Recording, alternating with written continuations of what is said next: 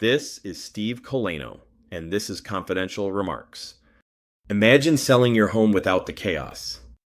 No ugly yard signs, no nosy neighbors, no strangers tracking mud through your hallways on a Sunday afternoon. Just a quiet, frictionless sale to a curated list of elite buyers. That velvet rope VIP treatment used to be reserved entirely for celebrities and high net worth individuals.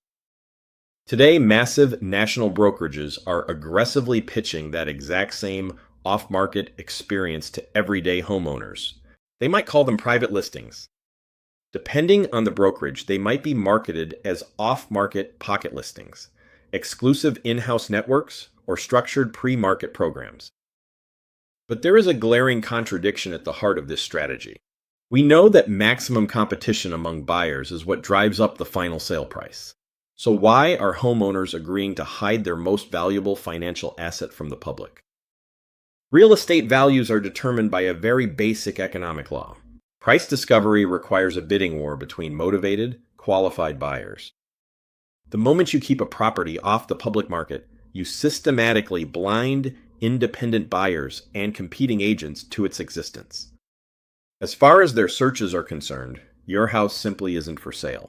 You could have a highly motivated buyer willing to pay well over asking price across town, but they can't submit a premium offer on a house they don't know exists.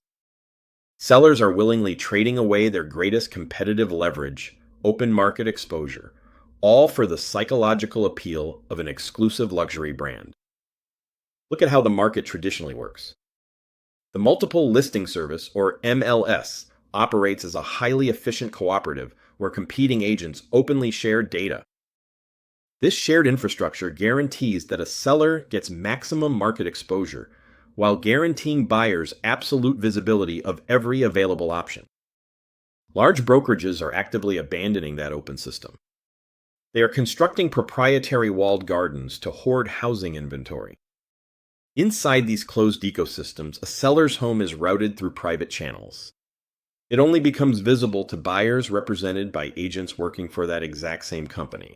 Large brokerages use the private listing trend as a deliberate corporate strategy to capture and control the flow of real estate inventory. But what financial incentive is powerful enough to make an agent intentionally shrink their own client's buyer pool? The answer is dual agency. This is a structural conflict of interest, where a single brokerage represents both the buyer and the seller in the same transaction. Usually, a real estate commission splits down the middle between two rival firms. By keeping a listing hidden in-house and finding the buyer internally, the brokerage eliminates the need to share that fee with a competitor. They collect the entire commission. This creates an insurmountable fiduciary conflict. An agent cannot aggressively advocate for the seller's highest possible price, while simultaneously trying to secure a viable deal for their internal buyer.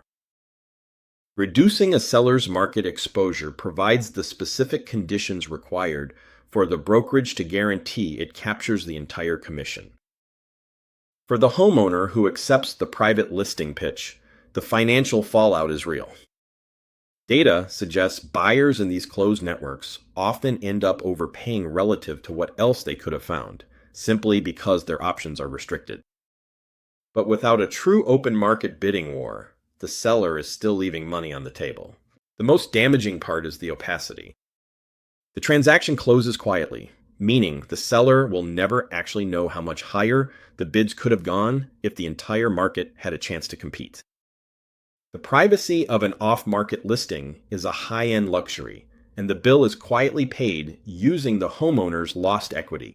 Private networks are highly profitable for large firms, so they won't stop.